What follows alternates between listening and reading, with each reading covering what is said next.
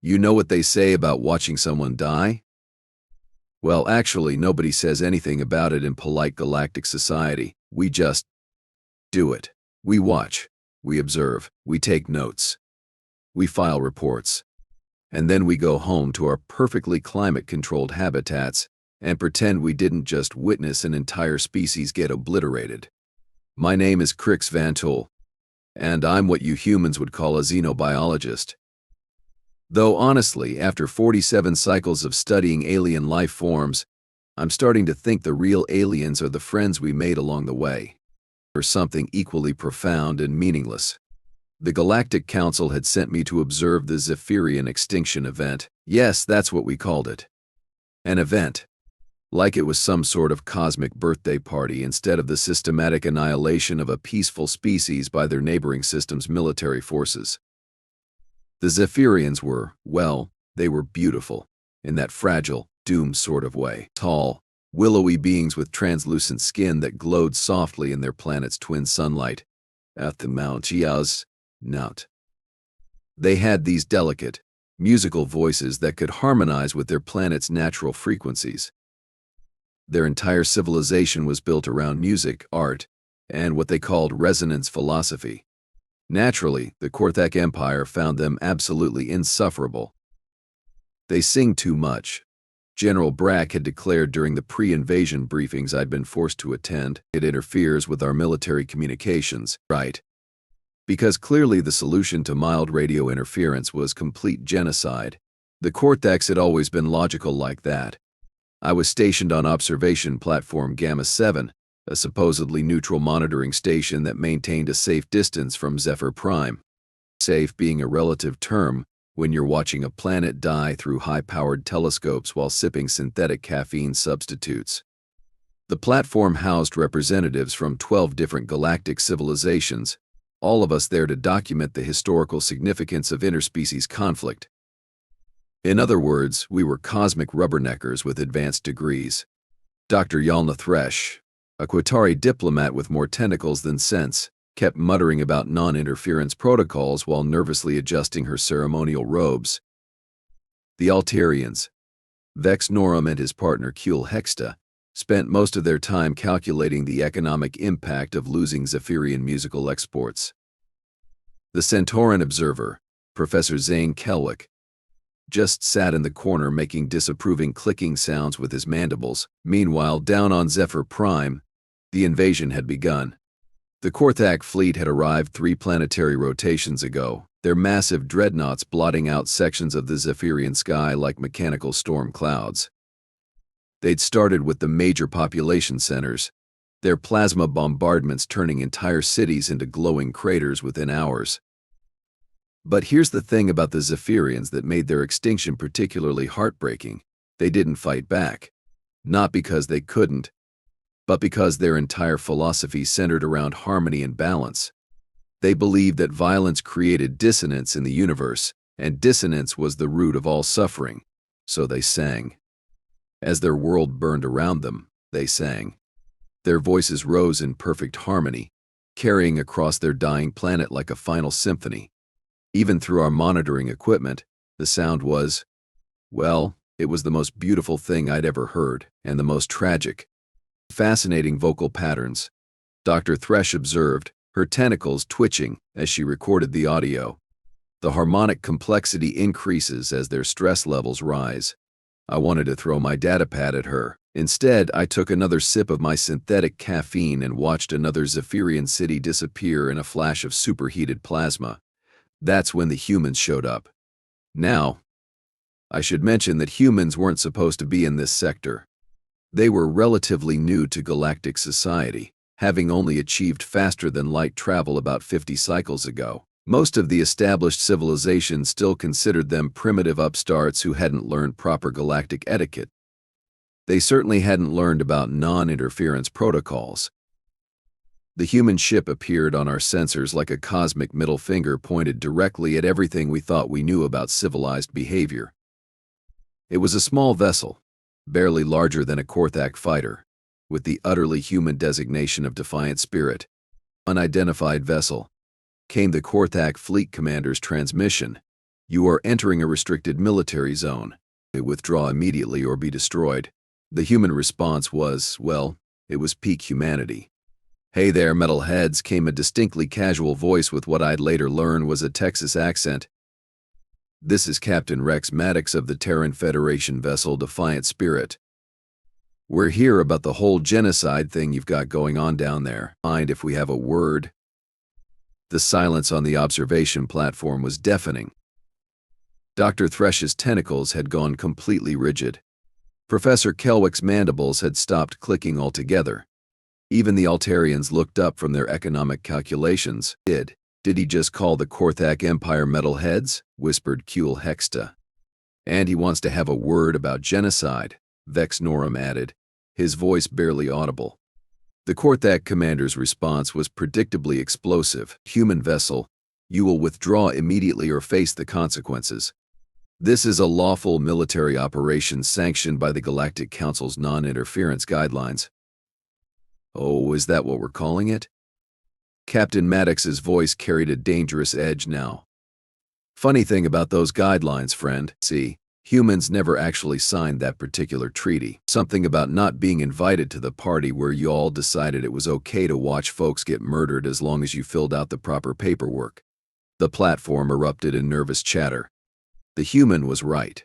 Technically, Earth hadn't been part of the Galactic Council when the non-interference protocols were established. They'd been too busy figuring out how to not blow themselves up with nuclear weapons. Human, the Korthak commander's voice had taken on a threatening tone. You are outgunned 5,000 to 1. Your vessel cannot possibly hold that thought. Captain Maddox interrupted. Sarah Vance, you got those calculations ready? A new voice came over the channel, crisp and professional. Affirmative, Captain. Targeting solutions locked. Estimated time to complete mission objectives, 14 minutes, 37 seconds. Outstanding. Tommy Briggs, how we looking on the fun surprises? All systems green, boss, came a third voice, this one with a pronounced Brooklyn accent. The Korthaks are about to learn why humans invented the phrase, hold my beer. I found myself leaning forward. Despite every instinct telling me this was about to go very, very badly for the humans, the Defiant Spirit was barely a speck compared to the Korthak dreadnoughts. It was like watching a house cat challenge a pack of wolves. Last warning. Human, the Korthak commander snarled. Withdraw or what? Captain Maddox's voice had gone cold. You'll kill us? Friend, take a look around. You're already killing everyone down there. The only difference is, we're not going to just sit here taking notes while it happens. The human ship began moving toward the Korthak fleet. This is insane, Dr. Thresh whispered, her tentacles writhing in agitation. They're going to be obliterated. They must know something we don't. Professor Kelwick clicked nervously. But I was watching the sensor readings, and the human ship's signatures weren't making sense. The vessel was reading as much larger on our instruments than it appeared visually. Its energy output was fluctuating in patterns I'd never seen before. And there were anomalies in the space around it. The first Korthak dreadnought fired. The plasma cannon blast that should have vaporized the tiny human ship instead passed harmlessly through empty space. The Defiant Spirit had somehow moved several thousand kilometers in the span of a heartbeat. What the hell? The Korthak commander's professional composure was starting to crack. Oh, did we forget to mention? Captain Maddox sounded almost apologetic. We've made a few modifications since the last time anyone saw us in action. Sarah, if you would? What happened next defied every law of physics I thought I understood. The human ship seemed to split apart, but not in the way of a vessel breaking up. It was more like it was revealing what it had always been underneath. The small ship unfolded like a mechanical flower, revealing a massive vessel that had somehow been compressed into a fraction of its actual size. Weapons ports opened along its hull like hungry mouths, and energy readings spiked beyond anything our instruments could properly measure. Surprise. Came Tommy Briggs' cheerful voice. Bet you weren't expecting a full battle cruiser tucked into a courier ship's hull. The Korthak fleet responded with everything they had. Plasma cannons, missile batteries, energy weapons that could crack a moon in half. all focused on the single human vessel. None of it mattered. The defiant spirit moved like nothing I'd ever seen, dancing between enemy fire with impossible grace. But more than that, it was fighting back. Human weapons I couldn't identify were tearing through Korthak's shields like they were made of tissue paper. How? Dr. Thresh was staring at the sensor readings in disbelief. How are they doing this? I was wondering the same thing. The humans had been spacefaring for less than a standard galactic century. Their technology should have been laughably primitive compared to the Korthak Empire's millennia of military development. Target their command ship, Captain Maddox ordered. Let's have a chat with their admiral. Roger that, boss, Sarah Vance replied. One precision strike coming up. The lead Korthak dreadnought, a vessel the size of a small city, shuddered as something punched through its shields and armor like they weren't even there. Not destroyed, I realized. Disabled. Admiral Krug. Captain Maddox's voice came over the communications channel, somehow having hacked directly into the Korthak command network. This is your one and only chance to explain why you thought it was a good idea to commit genocide in front of witnesses. The response was a string of Korthak curses that would have made a plasma miner blush. I'm going to take that as a no comment, the captain said cheerfully. Sarah, Tommy, you know what to do. The next few minutes were like watching a master craftsman at work. If that craftsman's medium was naval warfare, and their art was making vastly superior forces look like amateurs. The human ship systematically disabled the entire Korthak fleet, not destroying them but leaving them helpless and adrift. But the truly impressive part wasn't the fighting, it was what happened next. Attention surviving Zephyrians. Captain Maddox's voice was broadcast on all frequencies, somehow translated into perfect harmonic Zephyrian. This is Captain Rex Maddox of the human vessel Defiant Spirit. We're here to help. If you can hear this, start gathering your people. We're coming to get you. The observation platform was in chaos. Representatives were shouting into communicators, demanding explanations from their respective governments. Dr. Thresh was frantically trying to contact the Galactic Council. Michael Axel, I sound. Professor Kelwick was clicking so rapidly it sounded like static. But down on Zephyr Prime, something beautiful was happening. The Zephyrian death songs were changing, shifting from laments to something that sounded almost like hope. This is impossible, Vex Norum was muttering, his economic calculations forgotten. The non-interference protocols clearly state. The protocols clearly state that member civilizations won't interfere, I found myself saying. But humans aren't exactly known for following rules they didn't help write. Through our monitors, we watched as human shuttles began descending toward the burning planet. Not military transports, but clearly purpose-built rescue vessels. They moved with the same impossible grace as their mother ship, somehow navigating through the chaos of a world under siege. Captain, came Sarah Vance's voice over the open channel, we've got maybe 6 hours before Korthak reinforcements arrive. How many can we save? All of them. Captain Maddox replied without hesitation. Sir, with respect, there are over 40 million Zephyrians left alive on the planet. Our ships can't possibly. Sarah, honey, did I stutter? There was a pause. Then, no, sir. Beginning full evacuation protocols, and that's when I realized what I was really watching. This wasn't just a rescue mission. This was humanity announcing their arrival on the galactic stage in the most dramatic way possible. They weren't here to play by the established rules. They were here to rewrite them. The next few hours blurred together in a haze of impossible logistics and physics-defying technology. Human ships seemed to materialize out of nowhere, each one larger than the last. Cargo vessels, passenger liners, even what looked like converted luxury yachts, all somehow hidden until the moment they were needed. They worked with an efficiency that bordered on the supernatural. Entire Zephyrian cities were evacuated in minutes. The survivors loaded onto human vessels with a care and compassion that made my heart ache. Because that was the thing about humans, I was beginning to realize. They didn't just save the Zephyrians. They saved them gently. They spoke to them in their own harmonic language. They provided medical care, Food, comfort. They treated refugees not as a burden, but as honored guests. Status report. Captain Maddox requested as the last of the evacuation ships cleared the planet's atmosphere. 38.7 million Zephyrians rescued, Sarah Vance reported. Casualty rate, 0. Outstanding. Tommy, how we doing on our unwelcome friends? Korthak reinforcements just dropped out of hyperspace. Tommy Briggs replied. And boss? They brought friends. Looks like half the Empire's fleet just showed up to the party. Through our long-range sensors, I could see them. Hundreds of Korthak vessels. Enough firepower to sterilize a dozen worlds. The humans were outnumbered 1,000 to 1. Captain Maddox's response was exactly what I was beginning to expect from humanity. Well, he said. And I could hear the grin in his voice. This should be interesting.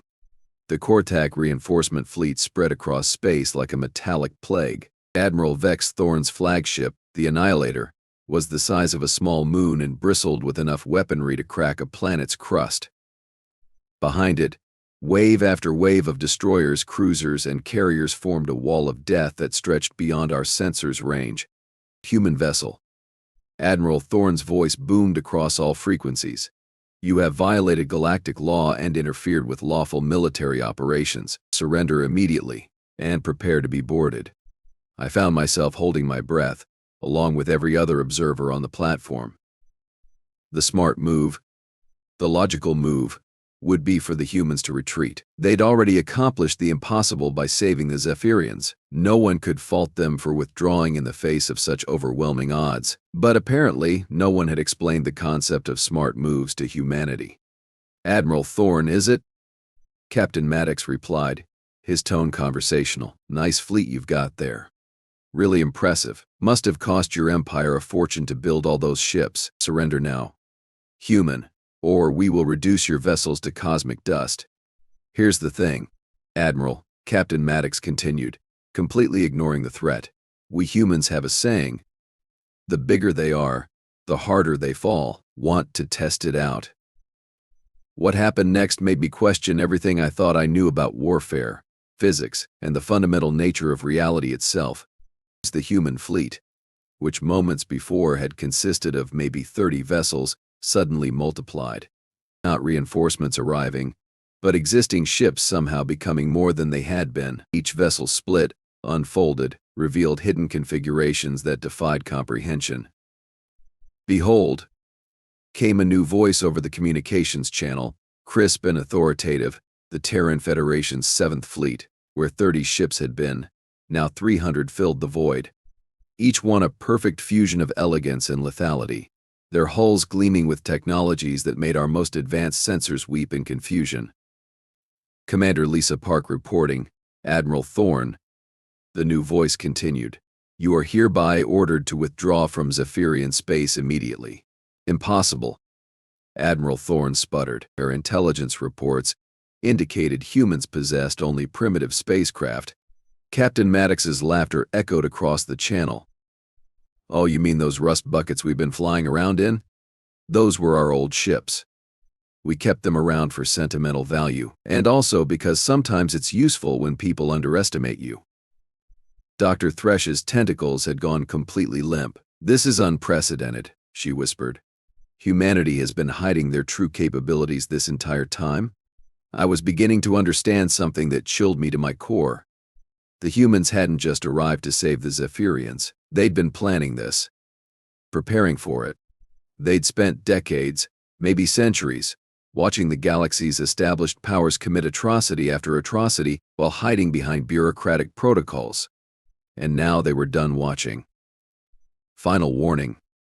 Admiral, Commander Park announced, withdraw your forces or face the consequences. We outnumber you 3 to 1.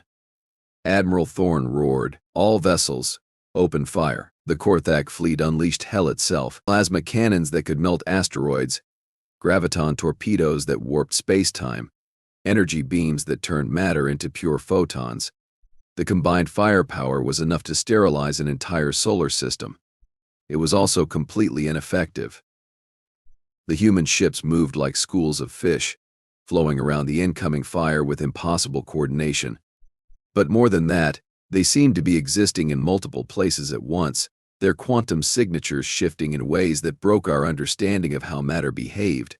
Quantum phase shifting. Professor Kelwick clicked in amazement. They've mastered multi-dimensional warfare.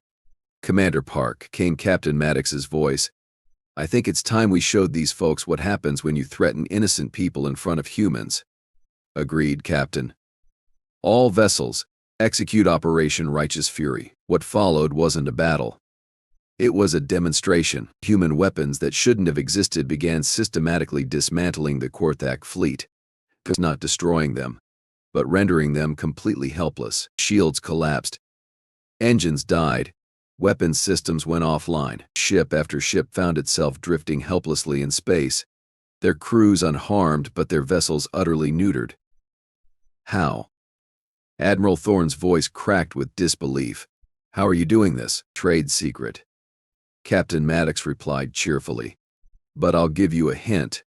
While your empire was busy conquering and enslaving other species, we were busy making friends. Amazing what you can learn when you actually listen to people instead of shooting at them. The truth hit me like a plasma bolt. The humans hadn't developed this technology alone. They'd collaborated with other species that had been conquered or oppressed by the galaxy's major powers.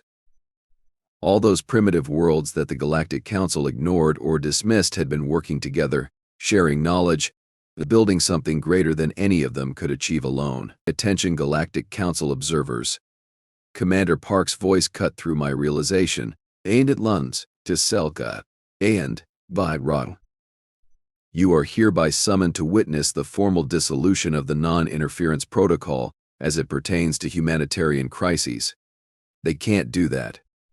Dr. Thresh shrieked, her tentacles flailing in panic. The protocols were ratified by every major civilization. Every major civilization except one, I said quietly. The humans were never bound by rules they didn't agree to make.